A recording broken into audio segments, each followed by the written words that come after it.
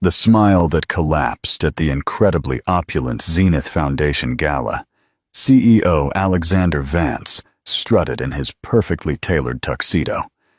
His smirk, the symbol of power he used to dismiss rivals and his ex-wife Clara, lit up the golden ballroom.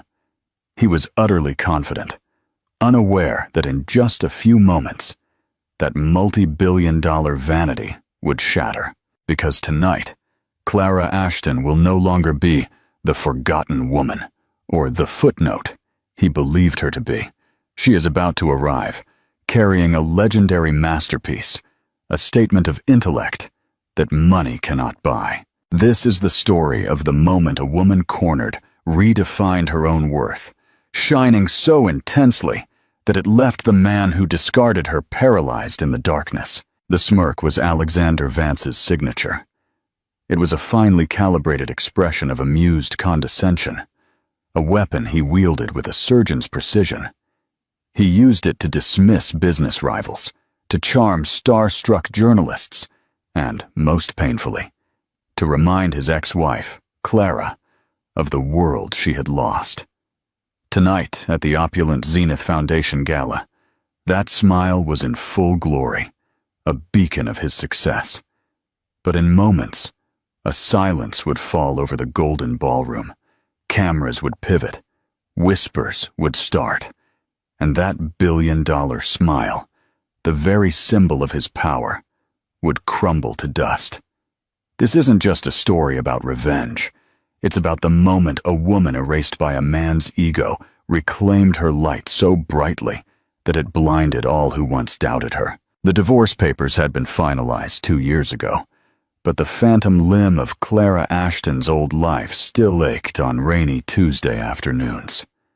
Her current existence was a quiet, deliberate contrast to the one she had shared with Alexander Vance. Her small, book-lined apartment in a pre-war building overlooked a cobblestone side street, a world away from the sterile, glass-walled penthouse with panoramic city views that had felt more like an observation deck than a home. The air here smelled of old paper, brewing tea, and the faint, sweet scent of her neighbor's oil paints, a comforting aroma of substance and history. Alexander had hated places like this. "Places where things go to die, Clara," he'd once told her, pointing disdainfully at an antique bookstore she wanted to explore. To him, anything that didn't glitter with the promise of future profit was already a relic.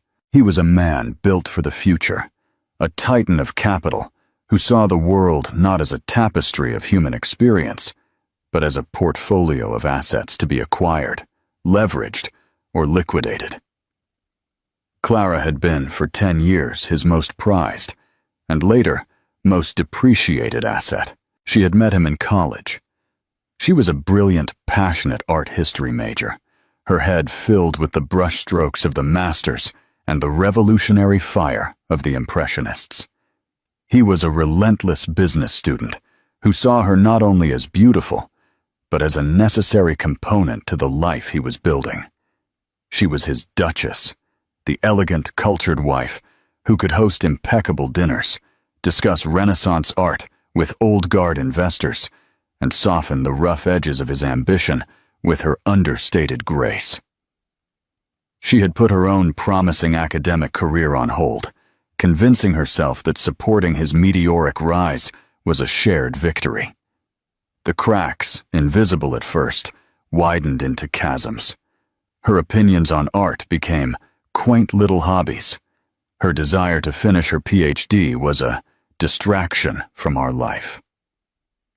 The final brutal fracture came the night he announced he was leaving. He didn't yell. Alexander never wasted energy on overt anger. He delivered the news with the finality of a quarterly earnings report. "It's a simple matter of synergy, Clara," he said, adjusting the Cartier watch on his wrist. He stood by the floor-to-ceiling windows, the city lights creating a merciless halo around his silhouette.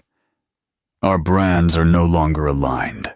He was already with Brittany Hayes, a model and influencer 20 years his junior, whose primary skill was curating an aspirational emptiness on social media.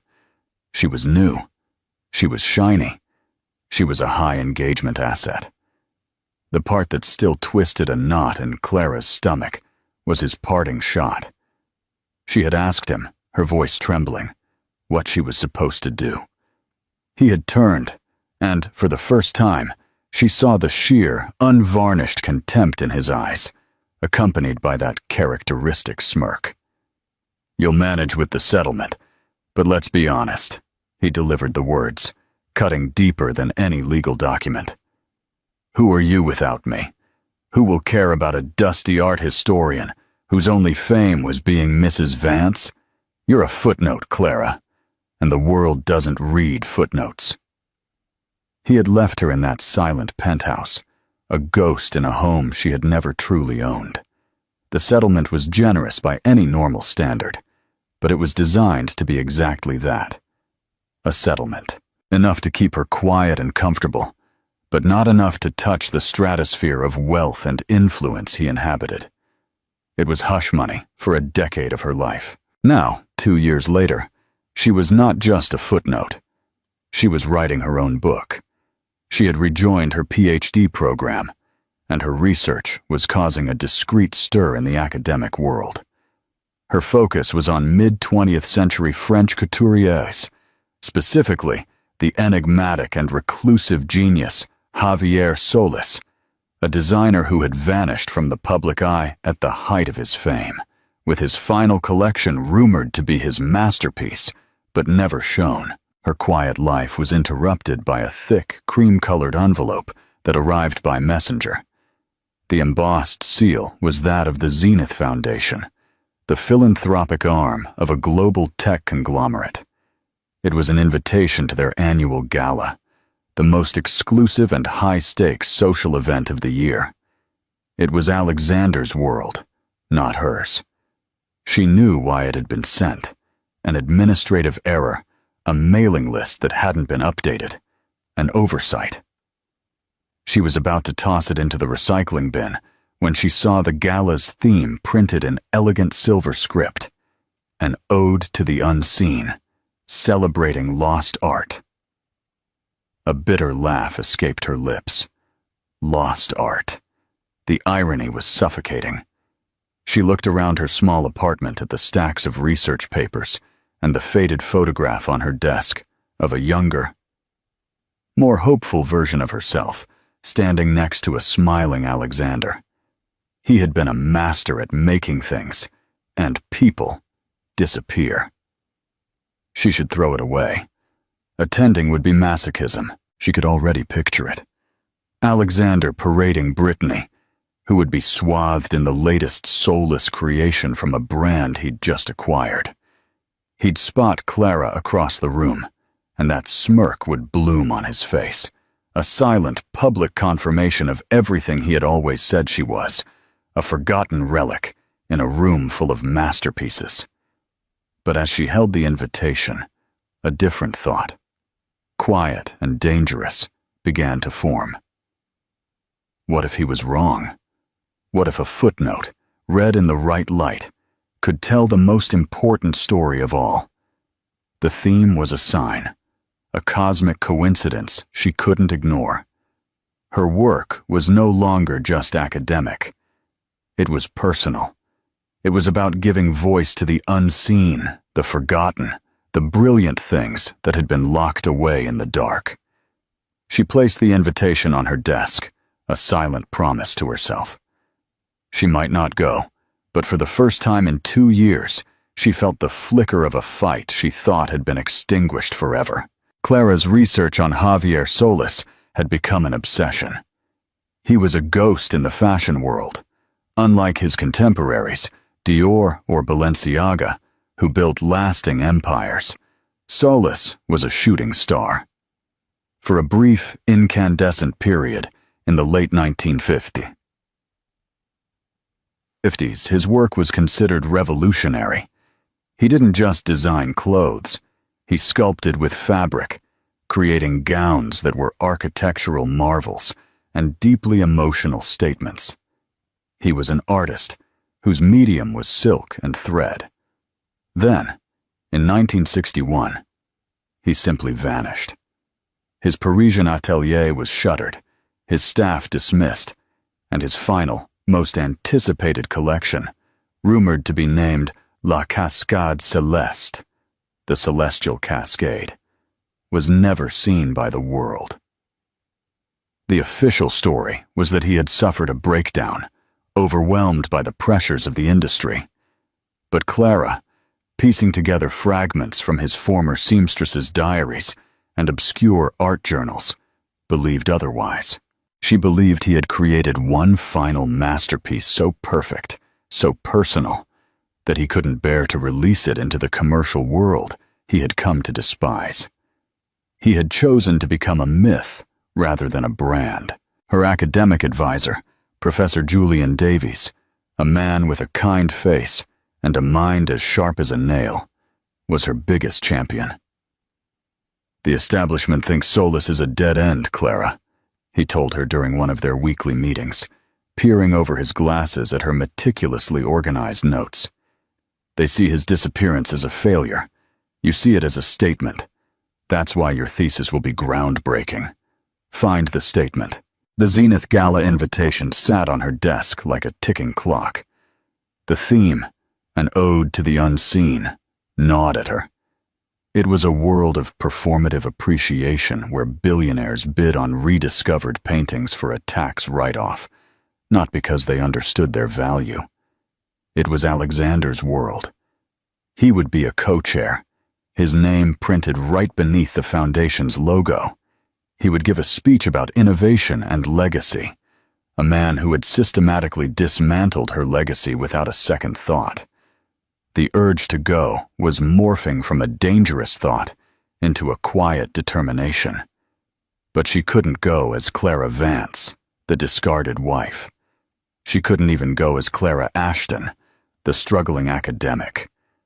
If she was going to step into that lion's den, she had to be armed, not with borrowed jewels or a shelf-ready designer dress, but with something that represented her work, her mind, and her soul. She had to be the embodiment of her thesis. The breakthrough came on a cold, rainy Thursday. She was in the university's Special Collections Library, examining a recently acquired batch of letters from the estate of a Parisian art critic who had been Solis's contemporary. Most were dry professional correspondence, but tucked into the back of a leather-bound journal was a small, sealed envelope made of brittle, yellowed paper. It was unaddressed. Her heart hammered against her ribs as she carefully opened it with a conservation knife. Inside was a single sheet of paper, a personal letter from Javier Solis himself. The handwriting was an elegant script, leaning forward, full of passionate loops and sharp, decisive strokes. "My dear Jean-Pierre, you were right. The world does not want art. It wants commerce. It wants to possess, to label, to reproduce until the soul of the thing is gone. I have created something that cannot be commodified. It is not a dress. It is the echo of a supernova, the feel of starlight on the skin. I have shown it to only one person, my muse, the only one who understands that beauty is not a possession. I am sending it with her to a place where it will be safe from the market, a place of stone and silence. My cascade will not be a commodity. It will be a secret." Clara's breath hitched. This was it, the first concrete proof that La Cascade Céleste was not just a myth. It existed, and it was not destroyed. It was hidden. The letter did not name the muse or the location, but there was one more clue.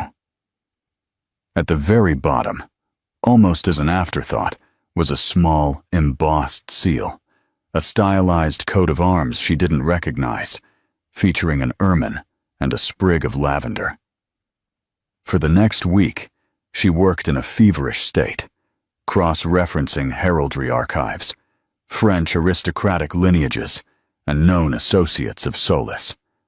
The ermine was a symbol of Brittany, a region known for its rugged coast and ancient stone castles. The lavender was a symbol of Provence. It was a contradiction. Then she found it. The crest belonged to the Delacour family, a minor line of nobility that had fallen into obscurity centuries ago, but had retained their ancestral seat, a fortress-like chateau, in Brittany. The last known matriarch of the family, a woman named Isabelle Delacour, had been a celebrated patron of the arts in the 1950s, known for her ethereal beauty and disdain for publicity. She had been Solis's muse. Isabelle had died in the 1980s.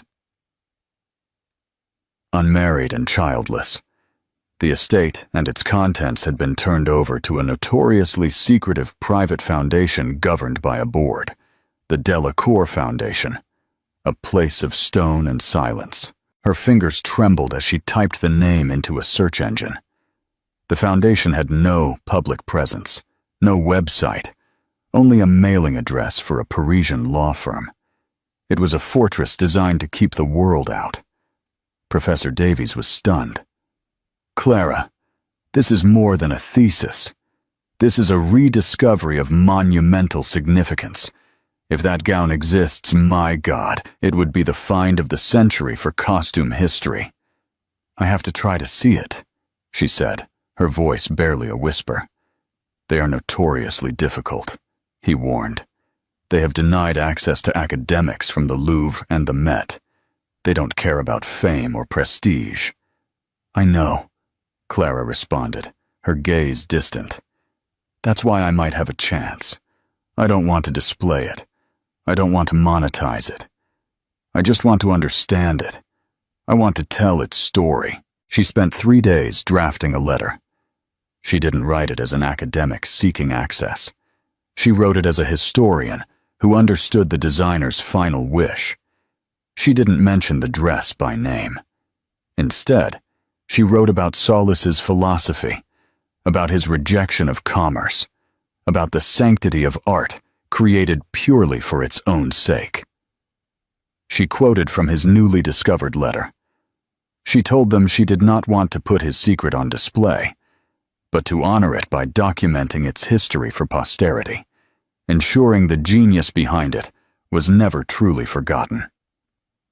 She included a copy of Solis's letter as proof of her discovery. She sent the letter via certified mail to the Parisian law firm.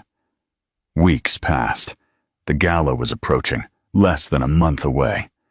She heard nothing. Despair began to creep in. Perhaps it was a fool's errand.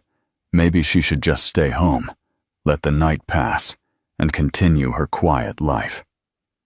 Then, one morning, an email popped into her inbox. The sender was simply Delacroix. The subject, "Regarding your inquiry." The message was brief and to the point. "Your letter was compelling. You seem to understand the artist's intent. The board has granted a preliminary meeting. Be at the Château Delacour. Friday, 10 a.m. Do not be late. You will be tested." Clara stared at the screen, her heart beating a frantic rhythm against her ribs. She was going to the place of stone and silence. She was about to come face to face with the secret's keepers, and her entire future, both academic and deeply personal, depended on what happened next. The journey to the Château Delacour felt like a pilgrimage.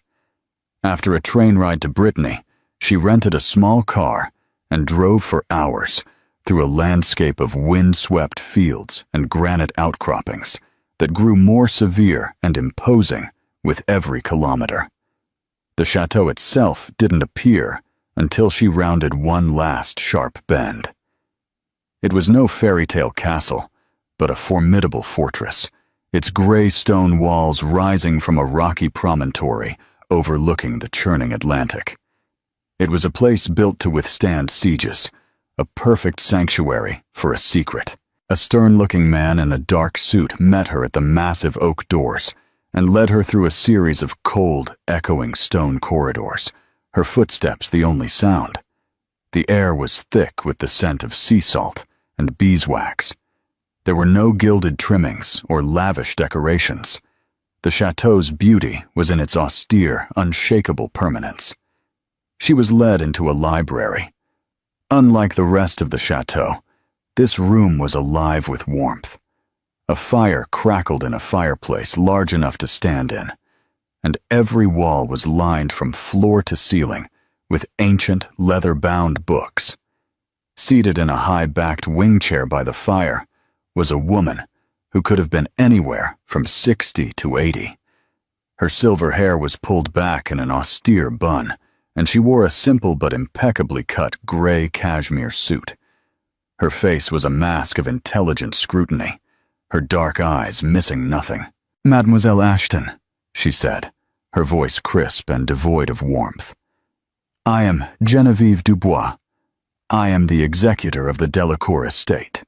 Thank you for coming. Please sit." Clara sat opposite her, her hands clasped tightly in her lap to keep them from shaking. This was the test. Ms. Dubois wasted no time on pleasantries. "Your letter was bold. You claim to understand Javier Solis's final wishes. Many have made similar claims. They arrive with proposals from Sotheby's, with film crews, with promises of global museum tours. They see a masterpiece as a product. Tell me why you are different." Clara met her gaze directly. "Because I believe his final masterpiece was not a product. It was a conclusion. It was the final sentence in the argument he had been making his entire career, that a dress can be a work of art so profound it transcends its function." Ms. Dubois raised a skeptical eyebrow. "A lovely sentiment, but sentiment does not preserve history. Let us talk details. You believe the collection was called La Cascade Céleste. Why?" For the next hour, Clara was subjected to a rigorous oral examination. Ms. Dubois's questions were surgically precise, designed to expose any gap in her knowledge. She asked about Solis's stitching techniques, his unique method of draping fabric directly onto the form, his philosophical influences, the specific chemical composition of the dyes he favored. It was more intense than any doctoral defense. Clara answered every question. She spoke of his use of soutache embroidery, not as decoration, but as a form of linear storytelling. She explained how he pioneered the use of a lightweight silk and metal alloy thread that allowed his creations to hold their shape as if defying gravity. She connected the themes of his work to the existentialist movement of post-war Paris. She wasn't just reciting facts. She was weaving a narrative, displaying a deep, holistic understanding of the man and his art. Finally, Ms. Dubois fell silent. Her fingers interlaced before her lips, her eyes fixed on Clara. The only sound was the crackle of the fire and the distant roar of the ocean. "You have done your research, Mademoiselle Ashton," Ms. Dubois said, her tone softening almost imperceptibly. "But knowledge is not the same as respect. The final piece of the collection, the one he mentioned in his letter to his critic friend, is not just a dress. It is the culmination of his life, a tribute to his muse, Isabelle Delacour. He made it for her, and for her alone. When she died, her will stipulated that it must never be exhibited, never sold, not even photographed. It is to remain here, a silent testament." "I understand," Clara said softly, "and I would never ask to break that trust. My only goal is to document its existence, to write the final chapter of its story, so his genius is fully understood. That is how we honor him." Ms. Dubois studied her for a long moment, a silent battle of wills playing out in the fire-lit room. "Isabelle was my aunt," she finally said, the admission hanging in the air. "I grew up in this chateau. I knew Javier. I saw his devotion to his art and to her. He would have hated the modern world, the red carpets, the influencers borrowing gowns they don't understand for a fleeting moment of attention." Clara's heart sank. She had failed. The mention of red carpets felt like a direct condemnation of the world the gala represented. He would have despised the Zenith Gala, Ms. Dubois continued, as if reading her mind. Her gaze was sharp, inquiring. He would have loathed the idea of art being used as a backdrop for corporate networking and vapid celebrity. This was it, the final rejection. Clara braced herself for the polite dismissal. However, Ms. Dubois said, leaning slightly forward, a glint of something new in her eyes, something calculating and rebellious. He also detested bullies. He hated men of commerce who believed their wealth entitled them to dictate the value of art. He hated those who silenced true artists. Your letter, Mademoiselle Ashton, was not just about history. I read between the lines. This is personal for you, isn't it? The question was so direct, so unexpected, that it caught Clara completely off guard. The professional facade she had so carefully constructed crumbled. Yes, she whispered, the single word holding the weight of her entire marriage and its bitter end. Ms. Dubois nodded slowly. I researched you after I received your letter. I know who your ex-husband is. I've read about his bright new life. I know he is co-chairing this gala. The theme is a mockery, is it not? An ode to the unseen, hosted by a man who sees nothing he cannot buy. A strange, thrilling alliance seemed to be forming in the ancient library. The board of this foundation is bound by my aunt's will, Ms. Dubois said, a faint, dangerous smile twitching at her lips.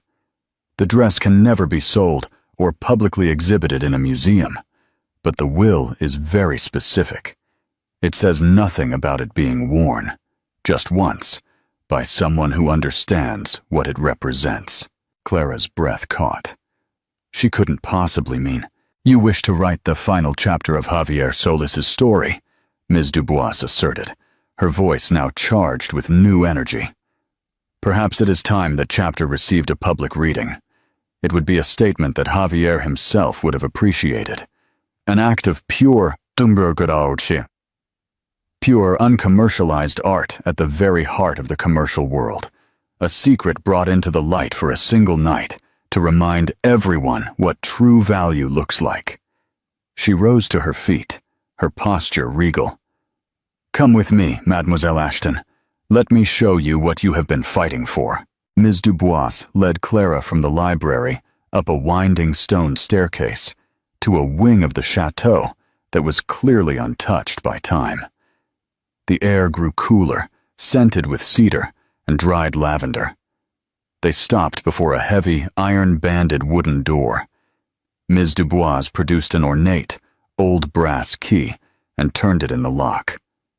The click echoed in the silence. The room inside was a sanctuary. It was a circular chamber at the top of a tower, with tall, arched windows overlooking the wild Atlantic. The space was sparse, holding only a single chaise lounge, a dressmaker's mannequin covered in a plain linen cloth, and a large, intricately carved cedar armoire. This had been Isabel's private dressing chamber. Ms. Dubois walked to the armoire and pulled open its double doors. And Clara forgot how to breathe. It was not a dress. It was a captured nebula. The gown, lovingly preserved on a custom-made bust, seemed to absorb and radiate the soft light from the windows. It was La Cascade Celeste. Clara had imagined it 1,000 times, but the reality was infinitely more stunning. The base fabric was a charmeuse silk of the deepest midnight blue, a color so rich and pure it felt like looking into the infinity of space. But it was the embellishment that made it a masterpiece. Thousands of tiny hand-sewn crystals, platinum beads, and fragments of mother-of-pearl cascaded from the structured bodice onto the sweeping skirt. They were arranged not in a pattern, but in a seemingly random, organic flow, perfectly mimicking the Milky Way on a clear night. It was not merely decorative, it was astronomical. Clara recognized constellations woven into the design: Orion, Cassiopeia, The Pleiades. The construction was unlike anything she had seen. The bodice was sculpted, a marvel of Solis's signature internal corsetry. But the skirt was a fluid, liquid dream. It moved with an impossible lightness, the metal threads woven into the silk catching the light with every subtle shift of air. It was as if the wearer was shrouded in liquid moonlight. He spent over 2,000 hours on the embroidery alone, Ms. Dubois said, her voice soft with reverence. Each crystal was chosen for its specific refractive quality. He wanted it to look not like it was glittering, but like it was emitting its own light. It was his love letter to the cosmos, and to my aunt. Clara reached out a hand, stopping just short of touching the fabric. She could feel a strange energy emanating from it, the stored passion of its creator. This was not a garment. It was an artist's soul made manifest.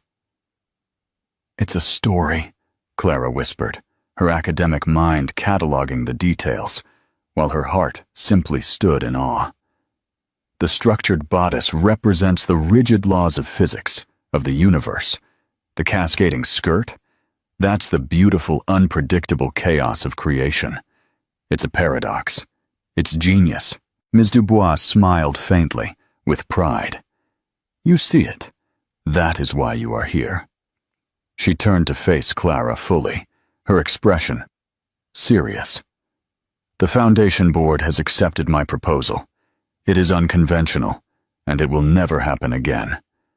We will lend you the dress for the night of the Zenith Gala." Clara felt her knees weaken. The sheer audacity of the idea was overwhelming. "Me? But this belongs in a climate-controlled vault, not at a party." "Its purpose was never to sit in a vault," Ms. Dubois countered. "Its purpose was to be a statement, and for one night, it will make the most powerful statement of its existence. But there are conditions, Mademoiselle Ashton. Strict conditions." "Anything," Clara gasped. "First, you will not discuss its origins to the press. When asked who you are wearing, you will state the name Javier Solis. Let them scramble. Let the mystery be part of the statement. Second, you will be accompanied by our chief conservator, who will handle the gown at all times before and after the event. It cannot be altered in any way. It must fit you perfectly as it is." Dubois circled Clara, her expert eye assessing her figure with a couturier's precision. The dress had been made for Isabel, a woman known for her tall, slender grace. Clara, while not a model, was of a similar build. A cosmic stroke of luck. "And third, and this is most important," Ms. Dubois continued, her gaze locked on Clara's. "You are not wearing this dress to shame your ex-husband. His reaction is irrelevant. You are wearing it as a representative of this foundation, as an academic, and as a custodian of Javier Solis's legacy.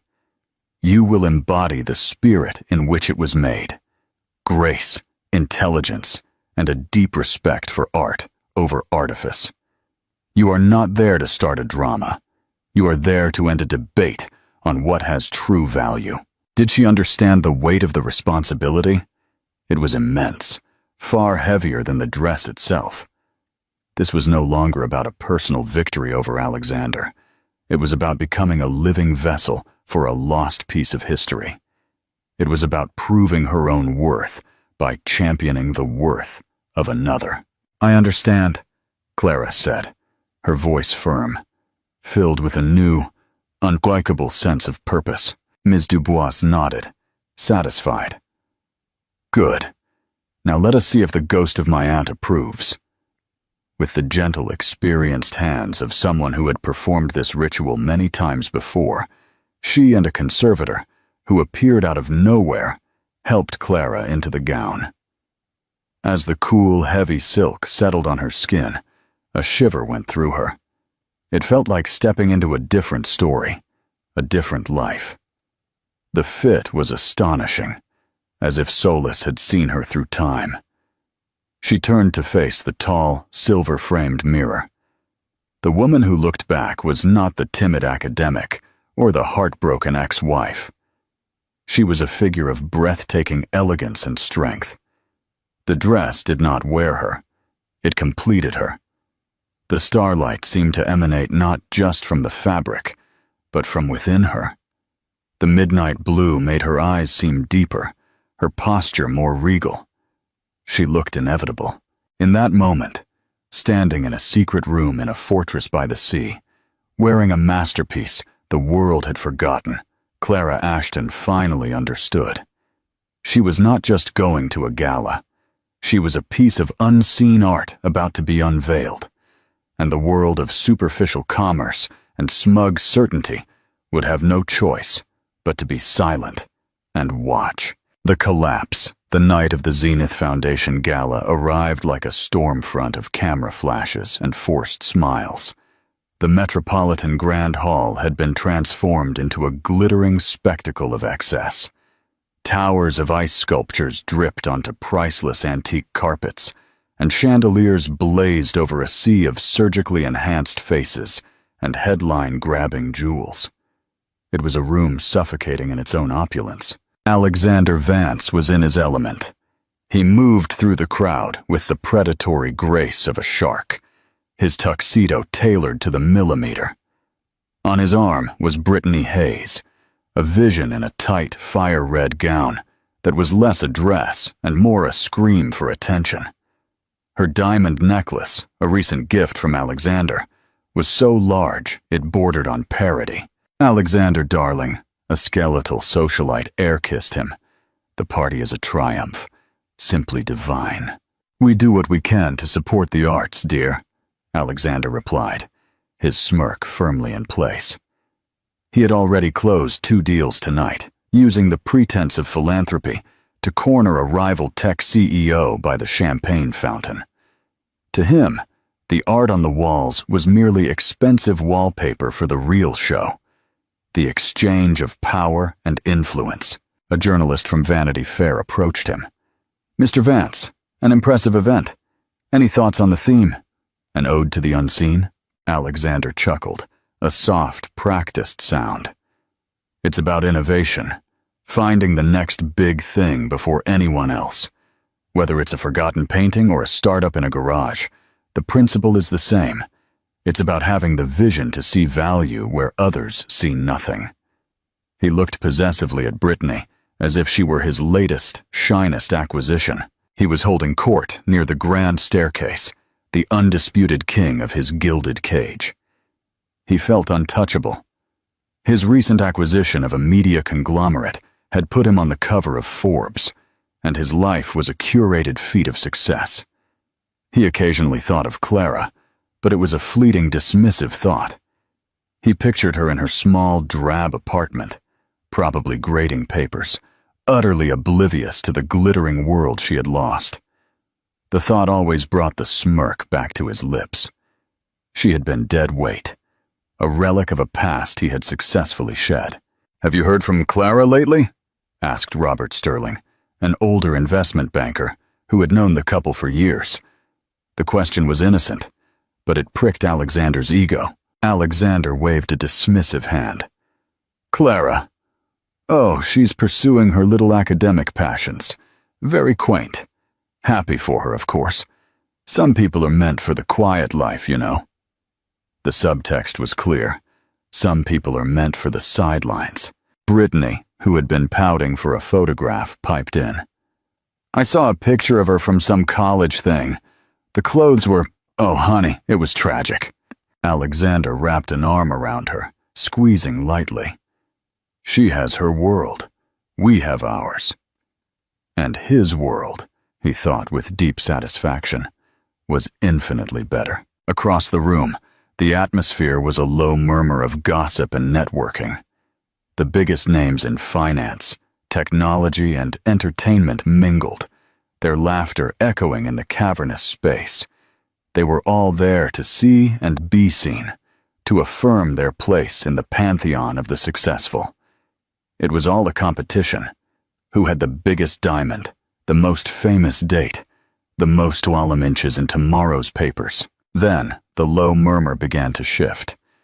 It started near the grand entrance, a subtle change in the room's energy. A few photographers, bored with shooting the same stream of celebrities, pivoted their lenses toward the doorway. A guest who had been speaking stopped mid-sentence. A waiter halted his tray of champagne glasses mid-air. The shift rippled through the room like a seismic wave. The ambient chatter faltered. Heads began to turn one by one, then in entire sections. The magnetic pull of 100 conversations shifted, all focusing on the top of the grand staircase. Alexander noticed the change and felt a tingle of annoyance. He hated it when someone else stole his spotlight. He turned, a witty dismissal already on his lips, expecting to see a late-arriving movie star or a royal. But it wasn't anyone he recognized. At the top of the stairs stood a woman, and for a moment, the entire glittering, cynical, money-obsessed ballroom went completely, utterly silent. She descended the grand staircase, not like a woman walking, but like a celestial body moving through its ordered orbit. The gown, La Cascade Céleste, did not glare under the chandeliers. It seemed to ingest the light and re-emit it as something purer, softer. The midnight silk flowed around her, a piece of the night sky fallen to earth, the constellations on its surface shifting with a life of their own. She wore no ostentatious jewels, just a pair of simple, elegant diamond stud earrings. Her hair was swept up in a classic chignon. Her face was serene, her posture radiating a quiet, unshakable confidence. It was Clara. But it wasn't the Clara anyone in that room had ever known. The silence was shattered by a sudden, frantic explosion of camera flashes. The photographers who had been lethargically snapping predictable celebrities lunged toward the staircase, their motors whirring like 1,000 insects. They were shouting, jostling for position, desperate to capture the image of the ethereal vision before them. "Who is that?" The whispers spread through the crowd like wildfire. "Is she a model? My God, the dress. I've never seen anything like it. Who is the designer?" Alexander Vance froze, his champagne glass halfway to his lips. His mind struggled to process the image. The face was familiar, but the presence, the aura, the sheer breathtaking power of her appearance was completely alien. It was Clara. His Clara. The dusty academic. The footnote. Brittany next to him was the first to speak, her voice sharp with disbelief and sudden, venomous jealousy. "Is that your ex-wife? What the hell is she wearing? It looks ancient." But Alexander didn't hear her. He was staring, his brain rebooting as the truth of the situation dawned on him. This wasn't a woman in a nice dress. This was a statement. This was a work of art in motion, and it was drawing more attention, more genuine awe than every carat of diamond and every famous name in the room combined. Clara's eyes scanned the crowd, not with nervousness, but with a quiet, assessing gaze. She wasn't looking for him. She wasn't performing for him. It was then that Alexander realized the most devastating truth of all. Her presence there had absolutely nothing to do with him. As she reached the foot of the stairs, the most powerful people in the room began to gravitate towards her, not with the fawning rush of social climbers, but with the genuine curiosity of true connoisseurs. Mr. Abernathy, the notoriously demanding director of the Metropolitan Museum of Art, was the first to reach her side. "My dear," Abernathy said, his voice hushed with reverence, his eyes fixed on the gown. "I must confess, I am baffled. I have never seen a piece quite like it. The craftsmanship is sublime. Who is the designer?" "Javier Solis," Clara replied, her voice quiet and clear, ringing easily through the relative calm around her. The name dropped like a bomb. A collective gasp ran through the older, more knowledgeable guests. Solis, the myth. It was impossible. Whispers turned into frantic smartphone searches. The legend of the lost La Cascade Celeste collection began to circulate in low, excited tones. Alexander watched, paralyzed. He saw the director of the Louvre's fashion collection pushing his way through the crowd for a closer look. He saw Anna Wintour, the high priestess of fashion, watching from a distance with an expression of intense concentration. Clara wasn't just wearing a dress. She was wearing a historical event. And then their eyes met. Across the sea of stunned faces, Alexander looked at the woman he had discarded. He expected to see triumph in her eyes, a look of vindication, or a smirk to mirror his own. He saw none of it. He saw a woman serene, self-possessed, looking at him not with hatred, but with a kind of distant pity. She saw him. She saw his shock, his confusion, his facade crumbling. And then she gave him the smallest, most imperceptible nod, an acknowledgement not of a shared past, but of a chapter closed. And she turned back to her conversation with the museum director. In that instant, the smirk on Alexander Vance's face, the carefully constructed mask of his superiority, did not just falter. It evaporated. It completely disappeared, leaving behind the pale, slack-jawed face of a man who had just watched his entire worldview rendered obsolete. He had built his life on the principle of quantifiable value: stock prices, market cap, social currency. He trafficked in things that were new, shiny, and loud. And in one quiet, elegant descent, Clara had shown him, and everyone else, the unconquerable, immeasurable power of something timeless, brilliant, and real. He had called her a footnote, but she had just become the headline. And he, for the first time in his life, was completely speechless. The petty insults of Brittany, the envious glances of his rivals, the sudden feeling of being completely, utterly irrelevant, it all washed over him. The king was naked in his own court, and the ghost he thought he had banished had just become the queen. The rest of the night devolved into a surreal, slow-motion nightmare for Alexander. He remained physically present, a fixed point in the gala's swirling galaxy, but his mind was reeling, directionless. He watched as the world he commanded, a world that bowed to the gravity of his wealth and will, seemed to inexplicably rearrange itself around a new center of mass: Clara. He felt the subtle yet undeniable shift in the room's energy. Conversations would halt as she passed. Heads would turn, and the quality of the attention she received was different from the fawning subservience he was used to. It was not the greedy curiosity aimed at a celebrity. It was the quiet, genuine reverence reserved for a masterpiece. Brittany by his side had grown increasingly agitated. Her initial shock had curdled into a bitter, resentful fury. "Can you believe the nerve?" she hissed in his ear, her grip on his arm painfully tight. "She planned this, Alexander. She did this to embarrass us. That dress is probably some knockoff she had made." A month ago, Alexander would have agreed, laughed it off, and delivered a cutting remark to soothe Brittany's ego. But he couldn't. He had seen the look in Director Abernathy's eyes, a man who could spot a fake 100 yards away. He had seen the rapt attention of the critic from Le Monde. He knew with a certainty that chilled him to the bone that what was happening was devastatingly real. "Just ignore her," he muttered.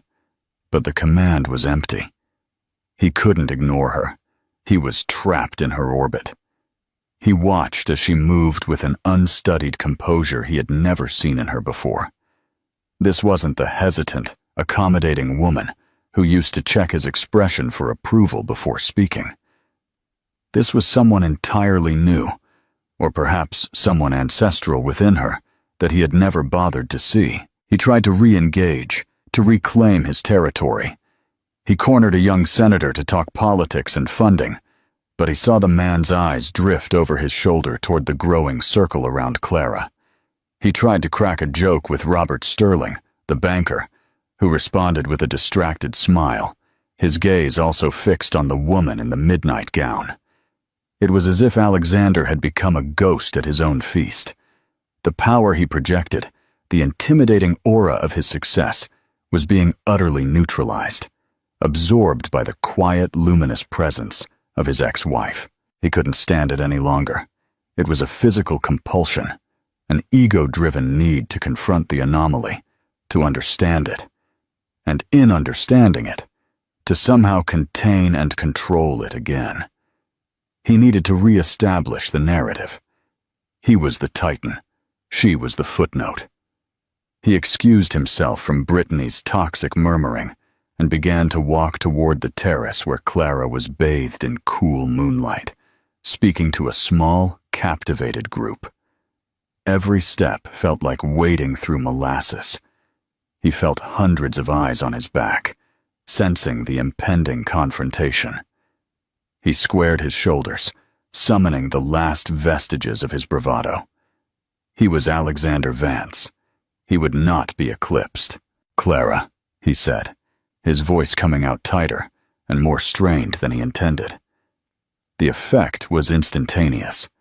The small cluster of admirers, which included a renowned art historian and a tech billionaire who had just pledged millions to the foundation, read the tension in the air. With polite, knowing glances, they offered quiet goodbyes to Clara and melted back into the party, leaving the two of them alone on the precipice between the glittering ballroom and the dark, silent night. The sudden stillness was deafening. Up close, the effect of the dress was even more profound. It was not just clothing. It was an atmosphere. He felt small next to her, terrestrial and crude. He had to seize back control. "The dress," he began, the word sounding inadequate as soon as it left his lips. He gestured vaguely at the cosmic wonder she wore. "It's quite a thing. A lucky find at a vintage store."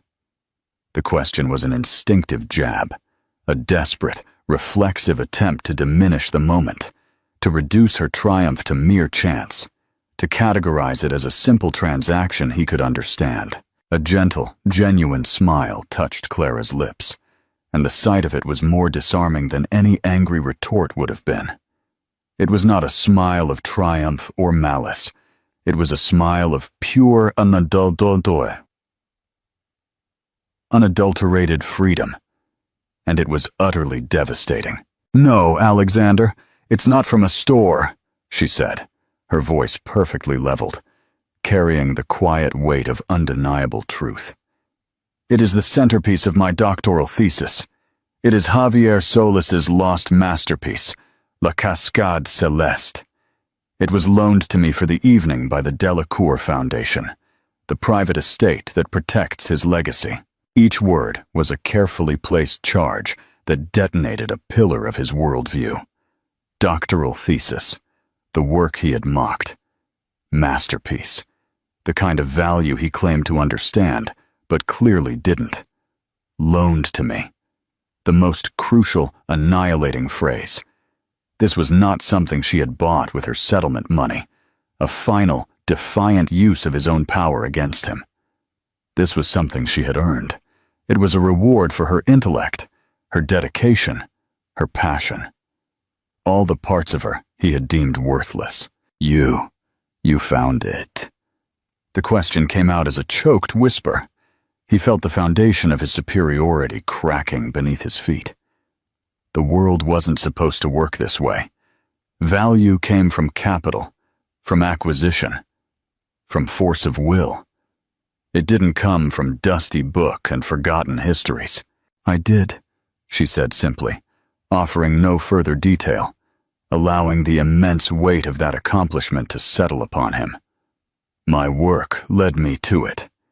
He searched his mental arsenal for his characteristic smirk. It was his shield, his weapon, his punctuation mark in every conversation. But it was gone. His facial muscles had forgotten how to form the expression. In its place was a hollow, open vulnerability. He had spent years building an empire of things that could be bought, sold, and leveraged, and she had uncovered a treasure so profound it was priceless. A desperate need to salvage some grace, some control, washed over him.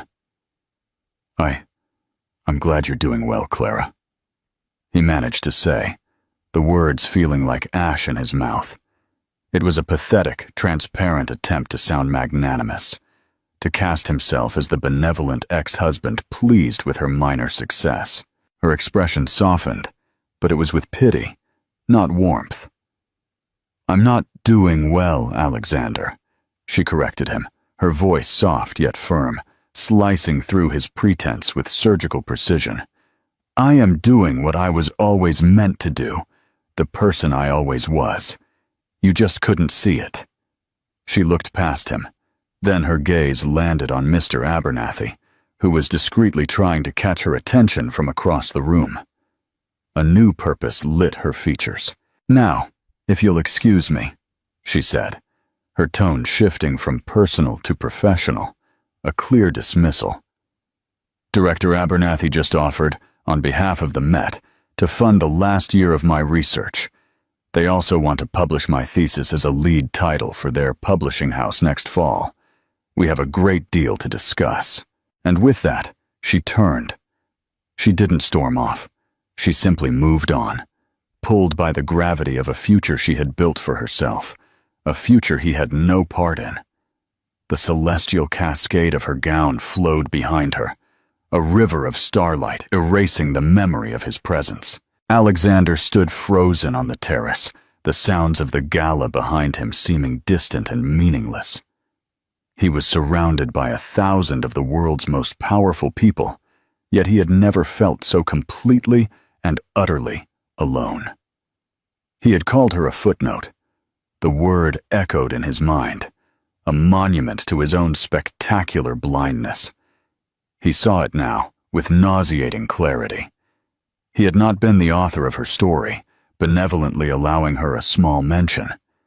He had only been a single misspelled sentence in the preface, a minor obstacle, a bit of early conflict she had to overcome before the sweeping, magnificent narrative of her real life could begin.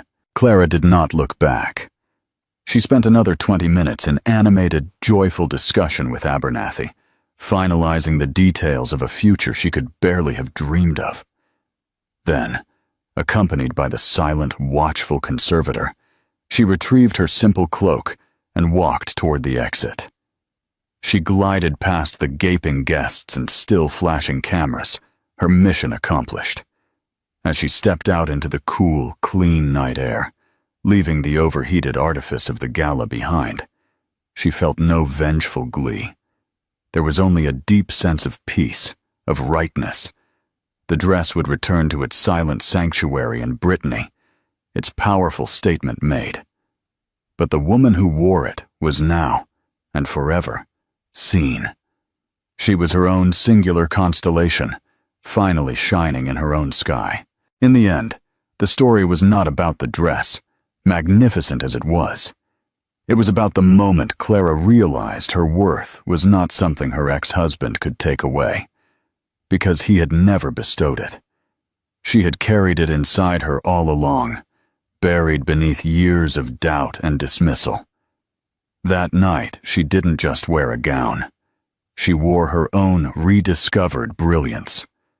She reminded everyone in that room, and everyone who hears her story, that the most powerful spotlight is the one that shines from within. True value is never loud. It is not determined by a price tag, and it cannot be acquired in a hostile takeover. It is earned through passion, intelligence, and the quiet courage to write your own story, even after someone else has tried to discard you as a footnote.